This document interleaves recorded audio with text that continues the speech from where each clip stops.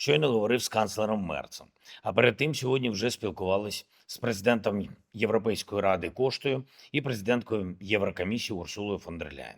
Важливо, щоб відбулось розблокування європейського пакету підтримки для України 90 мільярдів євро на 2 роки. Це кошти, які вже були затверджені Європейською радою, але блокувалися. Зараз жодних приводів для блокування бути не може.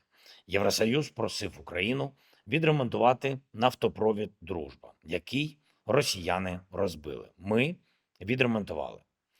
Сподіваємось, що і Євросоюз буде реалізовувати домовленості.